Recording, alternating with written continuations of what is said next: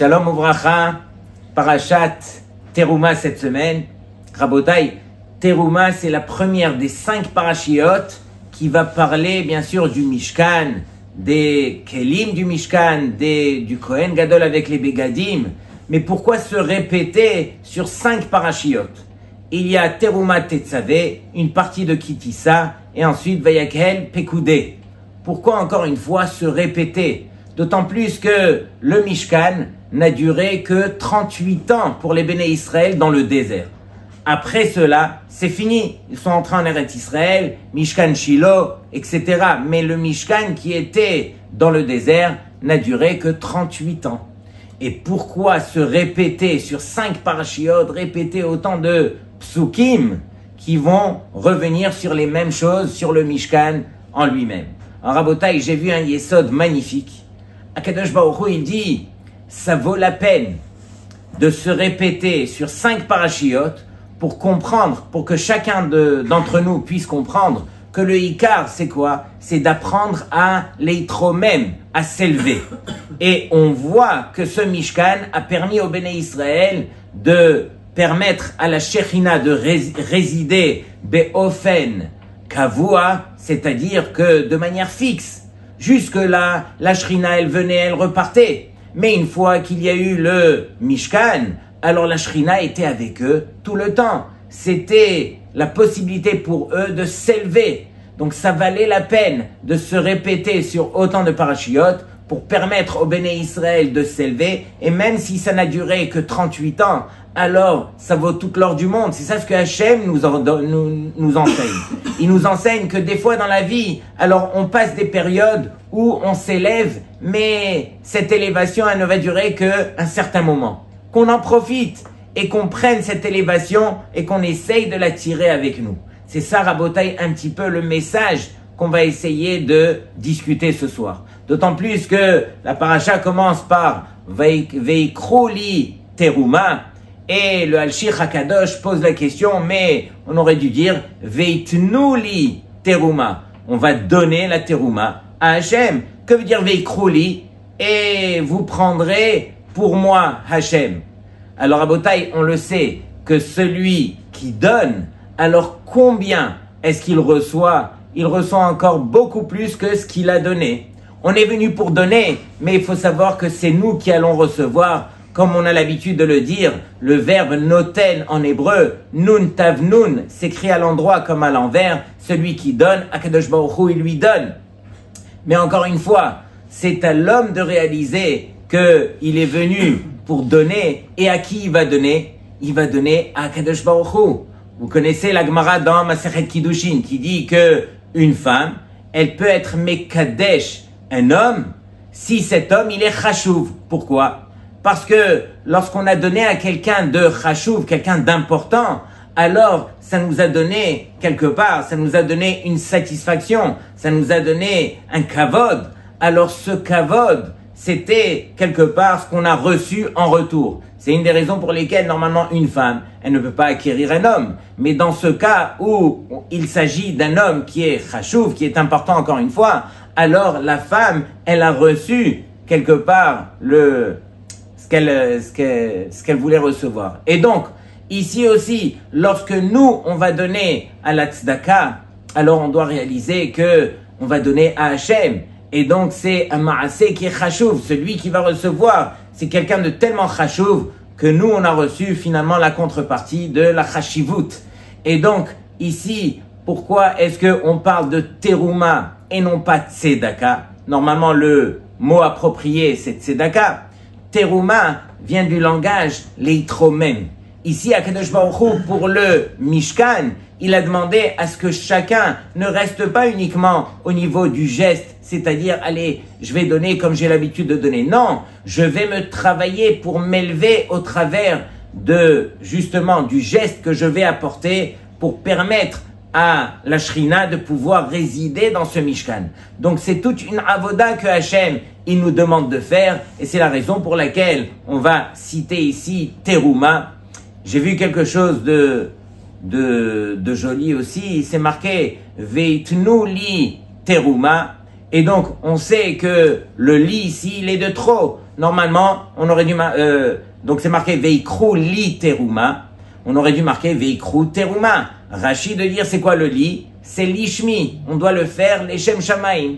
Mais on pose la question, mais toutes les mitzvot, on doit les faire les Shem Shamaim. Pourquoi est-ce qu'on va le spécifier justement ici au niveau de la teruma? Toutes les mitzvot, il faut les faire les Shem Shamaim. Alors, tout simplement, c'est que cette mitzvah de teruma, elle n'a été faite que de manière ponctuelle. C'est une fois dans toute l'histoire où Hachem a demandé au Béné Israël d'amener une teruma pour construire justement le Mishkan. Et donc, du fait que ce Mishkan devait être fait les Shem Shamaim, et que s'il n'était pas fait les Shem Shamaim, donc quelque part, Akadosh Baruch Hu ne l'aurait pas accepté, donc il n'y avait pas le choix. C'était uniquement dans ce cas où il fallait préciser qu'il fallait le faire les Shem Shamaim. Mais le Midrash, il nous ramène quelque chose de magnifique. Une fois, Rabbi Akiva, il se trouvait avec un de ses maîtres, Rabbi Tarfon, qui était immensément riche. Et Rabbi Akiva, il demande à Rabbi Tarfon un prêt, mais ne spécifie pas de quoi est-ce qu'il s'agit. Bien sûr, Rabbi Tarfon lui fait confiance et son cher élève Rabbi Akiva avec autant d'élèves. Et voici que Rabbi Akiva, il emprunte une somme colossale sur laquelle alors il va et il construit un Beth Midrash. Et en fin de compte, Rabbi Tarfon, il le rencontre des mois après, il lui dit « Mais qu'est-ce qui s'est passé avec mon argent ?» Il lui dit « Kvodara, venez ». Et il lui montre le Beth Midrash, il lui ouvre la porte et on entend le bruit, Kol HaTorah.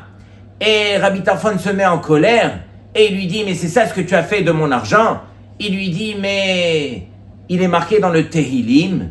C'est ça ce que Rabbi Akiva lui répond, Pizer, Natan la Evionim, Tzidkato Omed et Laad. Et lorsqu'il entend ce pasouk Rabbi Tarfon, il embrase Rabbi Akiva et il lui dit, avant tu étais mon Talmid, maintenant tu es devenu mon maître. Et sur cela, bien sûr, on pose deux questions évidentes. Comment est-ce que Rabbi Tarfon, lorsqu'il a vu le Beth Midrash rempli de Talmidim, il lui a crié, il lui a dit, c'est ça ce que tu as fait de mon argent? Et d'un autre côté, Rabbi Akiva de lui citer un Tehillim que tous les petits-enfants connaissaient par cœur. À partir de là, tu es devenu mon maître. Qu'est-ce qui se passe ici? En deux mots, il y a une machloket dans la Gemara. Est-ce que mitzvot tzrichot kavana, oui ou non? C'est-à-dire, lorsque je fais une mitzvah, je me dois d'avoir la kavana qui va précéder la mitzvah pour pouvoir justifier que j'ai bien accompli la mitzvah. Or, Rabbi Akiva, il vient témoigner à Rabbi Tarfon que dans le cas de tzedaka, c'est différent. On n'a pas besoin de kavana, et celui qui n'a pas eu la kavana dans la mitzvah de tzedaka, il a quand même accompli la mitzvah. C'est la raison pour laquelle Rabbi Tarfon, lui, quand il est arrivé, il a vu le Beth Midrash, il a dit, mais tu aurais dû m'avertir. J'aurais donné cet argent avec la kavana de faire la mitzvah, de construire le Beth Midrash pour les Talmidim. Or là, je n'ai fait que te donner l'argent sans savoir où ça allait. Sur cela, il lui a dit, mais Pizer, Natan la Evionim. C'est qui Pizer? Quelqu'un qui a fait tomber de l'argent, qui a éparpillé son argent. Et il a marché, il s'est même pas rendu compte qu'il a perdu l'argent. Un pauvre est passé et a ramassé cet argent. Tzidkato Omed et Laad, c'est-à-dire que ce mérite va l'accompagner pour l'éternité. Et donc, Rabotai, c'est ça le mérite de la tzedaka, c'est-à-dire que même si on n'a pas eu la kavana, alors on a quand même accompli la mitzvah. Mais Rashi est madgish de nous dire Veikrou li lishmi. Pourquoi est-ce qu'on va spécifier dans le cas de la tzedaka qu'il faut le faire les Shem Shamaim? Parce que c'est beaucoup mieux de venir avec la kavana, de le faire les Shem Shamaim. Combien est-ce qu'on va mériter de brachot pour celui qui, dans la tzedaka, sur lequel il est patour de le faire des kavana, mais s'il ramène cette kavana de le faire les Shem Shamaim, combien est-ce qu'il va mériter que la Shrina, elle va résider? Et grâce à cet acte, combien est-ce qu'on pourra s'élever? C'est ça encore une fois, Rabotai, le principe des mitzvot. Le principe des mitzvot, c'est pour permettre à l'homme, l'eitro même, de s'élever. Et on ramène le machal qui est très connu, le papa qui va à la boulangerie avec son fils, il va acheter 10 baguettes, il sort de la boulangerie et il y a un pauvre assis par terre. et il prend de son sac 3 baguettes, il les donne aux pauvres, il rentre à la maison, il dit à son fils, combien a-t-on de baguettes? Le fils, il lui répond, papa, on a 7 baguettes. Il lui dit, mais non, mon fils, on n'a que 3 baguettes. Les 7 baguettes, on va les manger. Et ce qui va nous rester pour l'éternité, ce sont les 3 baguettes qu'on a données aux pauvres. C'est ça, la tzedaka. La tzedaka, c'est le moyen de réaliser que, soi-disant, on est venu donner, on est venu prendre encore beaucoup plus que ce qu'on est venu donner. Donc, Rabotai, il faut se rappeler à l'homme. Akadosh Baruch Hu, il accorde le mérite à l'homme de pouvoir donner. L'homme devrait sauter sur l'occasion pour donner. Et si déjà il donne, alors qu'il apprenne à le faire, les Shem Shamaï. Alors, Rabotai, on va essayer de rentrer dans le vif du sujet. On voit ici que Akadosh Baruch Hu s'adresse à Moshe Rabbeinu et il lui dit Daber el bene Israël veikru li teruma mais et kol ish asher yiddevenu libo tikru et terumati. On voit dans ce verset que Akadosh Baruch Hu, il a demandé à Moshe Rabbeinu pour que les bene Israël donnent la teruma, alors il faut 2 conditions. La première, asher yiddevenu libo, c'est-à-dire que chacun doit donner avec le cœur. C'est-à-dire que il ne pourra pas donner n'importe comment, il doit donner benedivut lev, avec un cœur qui est ouvert. Autre condition, comme on a dit, veikru li teruma, il devra donner les Shem Shamaim. Mais Rabotai, de qui est-ce qu'il s'agit ici? On parle des Béné Israël qui viennent de sortir de Mitzraïm, où Akadosh Baruch Hu leur a fait des miracles inimaginables et les a comblés de richesses colossales, où le plus pauvre parmi les Béné Israël, il détenait 80 ânes qui étaient chargés d'or et d'argent, etc., et de pierres précieuses. Le plus pauvre parmi eux pouvait à lui tout seul construire tout le Mishkan avec tous les Kélim, etc. Et donc, ils ont reçu tout ce qu'ils ont reçu. Et imaginez que si on en attrape un et on lui dit « Mais qu'est-ce que tu vas faire de tout cet argent ?» Il va dire « Ben, je sais pas. » Eh bien, il a raison de dire « Je ne sais pas » parce que pendant 40 ans dans le désert, il va tirer ses richesses avec lui. Il n'en aura pas besoin. Arrêt dans le désert, ils avaient la manne, ils étaient nourris, ils étaient blanchis avec les nuées, les vêtements qui grandissaient sur eux, le pressing, etc. Et donc, ils n'avaient besoin de rien. Et donc, imaginez Rabotai, c'était un gain qui était net. Et donc, ce gain qu'ils ont reçu, Akadosh Baruch Hu, il dit à Moshe Rabbeinu, fais attention Moshe, tu vas te tenir debout, et toi, Moshe, avec ton Ruach HaKodesh, avec ton scanner, tu pourras vérifier si Béhémet, chacun des Béné Israël a donné comme il se doit, avec le cœur et les Shem Shamaïm. Mais encore une fois, Rabotai, quelqu'un à qui on a donné 1 million d'euros, et qu'on lui dit, s'il te plaît, tu peux m'acheter juste un petit vélo, il va courir pour aller lui acheter le vélo. On lui a tellement fait que c'est évident qu'il se sent redevable et qu'il va courir et on n'a pas besoin de lui dire, fais attention, donne avec le cœur, etc. Donc, qu'est-ce qui se passe ici? Pourquoi est-ce que Akadosh Baruch Hu, il vérifie au point, est-ce que Béhémet s'est fait les Shem Shamaim ou pas? Et donc, Rabotai, il faut réaliser que ici, il y a une mida, une mauvaise mida, malheureusement, qui est cachée derrière le texte qu'on va essayer d'élaborer. On se rappelle, au début de la Torah, lorsqu'il y a toute la dispute entre Caïn et Hevel. C'est-à-dire que Caïn, lui, il fait le partage et il dit que tous les terrains lui appartiennent. Tous les terrains, bien sûr, avec la végétation, etc. Et il donne à son frère, Hevel, il lui donne toute la partie animale. Et, marché conclu, tout le monde est content. Caïn, lui, réfléchit et il dit, mais Hachem m'a donné autant de trésors, je me dois de le remercier. Et le premier sur terre qui a inventé le korban, c'est Caïn. C'est marqué, Vayave Caïn mi peri ha'adama zera pishtan. Qu'est-ce que Caïn a fait? Il a préparé un panier en osier et il a mis quelques fruits, dont des fruits qu'on considère des fruits, c'était du pishtan, du lin. Or, on connaît la suite, Akadosh Baruch Hu, il a refusé le korban de Caïn et il a accepté celui de Hevel. Hevel avait amené son plus beau mouton, le plus gras, le plus beau. Et Akadosh Baruch Hu, il a accepté le korban de Hevel, et Hevel qui avait appris de donner le korban de qui? De Caïn. Il a vu son frère donner, il a dit, mais c'est vrai, Hachem a tellement donné de richesse à moi aussi, je me dois de remercier. Mais il a appris cela de qui? De Caïn. Par contre, on voit que Hachem a refusé celui de Caïn et Caïn, lui, n'a pas accepté. Et donc, on voit que une dispute, au lieu de se remettre en question et de ramener peut-être quelque chose d'autre, Caïn se dispute et vas-y, et jusqu'à ce qu'il tue son frère Hevel. À partir de là, alors, Akadosh Baruch Hu se retourne vers Caïn et il lui dit, mais Dam achicha tzoakim elai, le sang de ton frère, il est venu crier devant moi. Comment est-ce que tu as pu tuer ton frère? Et Caïn, qu'est-ce qu'il lui dit? Il lui dit, je sais pas où est-ce qu'il est mon frère, lo yadati, hashomer ahi anochi, suis-je le gardien de mon frère? Caïn, à qui tu t'adresses? Tu parles à Hachem. Comment est-ce que tu as pu dire une telle chose à Kadosh Baruch Hu qui vient te voir? Et encore une fois, lorsque Hachem il t'a demandé où tu es Caïn, où est ton frère, pardon, c'était pas une question. Hachem il connaît tout, il sait tout. C'était uniquement pour permettre à Caïn de se réveiller et de faire teshuva et de réaliser sa bêtise et de dire à Hachem, Hatati, j'ai fauté.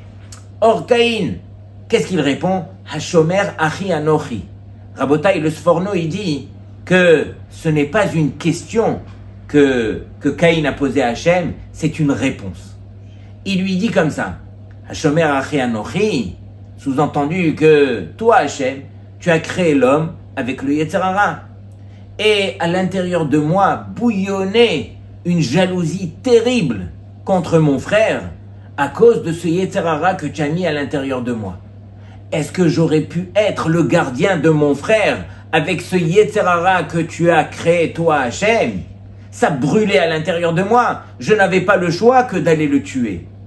Et donc Rabotai, regardez la bêtise de l'homme. Au lieu de se remettre en question, qu'est-ce que l'homme il fait? Il remet la faute même sur Hachem. Vaut mieux remettre la faute sur qui que ce soit d'autre que de réaliser son tort et de se remettre en question. Et donc, à partir de là, Akadosh Baruch Hu, qu'est-ce qu'il répond à Caïn? Caïn, tu te trompes.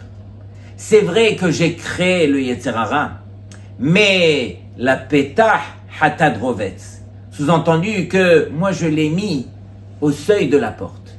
Si toi tu vas chercher le Yetzer Hara, alors c'est toi le coupable. C'est toi qui as été le chercher. C'est toi qui est rentré dans le jeu du Yetzer Hara. Mais sache que moi, Hachem, je suis là pour te protéger. Je ne vais pas créer un Yetzer Hara pour faire trébucher l'homme. Je suis là pour te protéger. Et donc, à partir de là, alors, il faut essayer de comprendre. Mais c'était quoi la marloquette qu'il y avait entre Caïn et Hevel? Pourquoi est-ce que Caïn, il a emmené un korban qui était presque insignifiant, qui était pauvre, pendant que Hevel, il a emmené le meilleur korban? Parce que Caïn se disait comme ça, mais Hachem, lui, ça va être du baltachrit si je ramène les meilleurs fruits, etc. Hachem, lui, tout ce qu'il veut voir, c'est le geste. Il n'a pas besoin que je ramène la meilleure des choses. Et donc, c'est la raison pour laquelle mon geste suffisait. C'est comme ça que Caïn avait réfléchi. Pendant que Hevel, il dit, mais non, si déjà tu viens donner au roi des rois, alors donne-lui comme on donne à un roi, avec toutes les conditions. Et donc ici, on voit que Caïn quelque part s'est trompé. Mais pourquoi il s'est trompé? Parce qu'à l'intérieur de lui, il avait une mauvaise mida. Et quelle est cette mauvaise mida? Nous disent Chachamim, parce qu'on se doit de prendre le microscope aux yeux de nos sages avec leurs lunettes de Torah qui ont pu agrandir tout cela pour nous dire qu'à l'intérieur du cœur de Caïn, il y avait quelque chose qui s'appelle Hamdat Mammon. L'amour pour l'argent. L'intérêt pour l'argent. Et donc, Rabotai, on est tous atteints de ce fléau qui s'appelle Hamdat Mammon. Et on se doit tous de trouver la vraie place, la bonne place, la juste place à l'argent. Vous savez, une fois, il y avait un juif qui, le malheureux, il sortait de l'hôpital, les médecins l'ont condamné, ils lui ont dit « tu as quelques mois pour vivre ». Il a couru chez son rave, chez le Divrei Chaim, le Admour de Tzanz. Et il dit « Kvod Harav, s'il vous plaît, priez pour moi ».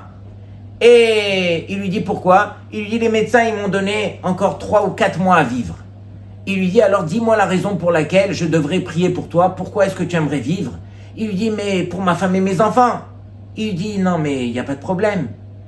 Pour ta femme et tes enfants c'est moi qui m'en charge. Je m'occuperai d'eux et il n'y a aucun problème. L'almana et les yetomim c'est moi qui m'en occupe. Il lui dit ah bon mais je fais telle et telle mitzvah. Il lui dit non, mais ne t'en fais pas, hein. Le pasouk il dit comme ça. Il dit Yakar bene Hashem hamavta la hasidav. Il n'y a pas plus cher aux yeux d'Hachem la personne qui est là. Alors elle est tellement chère aux yeux d'Hachem que hamavta la hasidav, sous-entendu que Hachem ne peut pas supporter la mort d'un Ben Israël. Pourquoi? Parce que le Ben Israël, il avait l'habitude de faire telle et telle mitzvah, tel et tel comportement. Et Hachem, il aimait tellement cela qu'il ne veut pas le voir disparaître. Mais si c'est une mitzvah quelconque, alors, Akadosh Baruch Hu, il dit, ça valait pas vraiment la peine. Et donc là, il réfléchit, le pauvre. Il est en train de suer. Et il lui dit, mais Kvod Harav, vous savez que le Shabbat, je monte Chazan à la choule. Et tout le monde apprécie le Keladon, l'air de Keladon que je chante. Tout le monde chante avec moi et tout le monde est heureux. Alors là, le Admour de Tzanz, il se lève et il lui dit, alors là, c'est une bonne raison pour moi de prier pour toi. Et il lui dit, merci Kvod Harav, il lui embrasse la main, il lui dit, mais Mechila de vous poser la question, mais quoi, ma femme et mes enfants, ça suffisait pas? Il fallait que le Keladon, le Nigun du Keladon de Shabbat va justifier le fait de prier pour moi.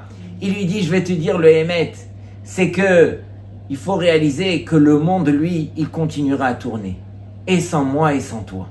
Mais il faut réaliser que ce que nous, on est venu amener dans ce monde, c'est un petit peu la terouma que Akadosh Baruch Hu nous demande d'apporter. Il y a une chose qu'il n'y a que nous qui ramenons dans ce monde-ci, et celui qui ramène cette chose-là, en termes de Kiddush Hashem, ou en termes de montrer à Hashem, finalement, que ça valait la peine, alors Akadosh Baruch Hu, il est prêt à le laisser vivre parce qu'il n'y a que lui qui peut ramener cette chose-là. Et donc, on revient à nos moutons. On dit, mais finalement, ici, pourquoi est-ce que l'homme, il aime l'argent? L'homme n'aime pas l'argent. L'homme, il faut réaliser que Akadosh Baruch Hu, il l'a différencié de tous les êtres sur terre.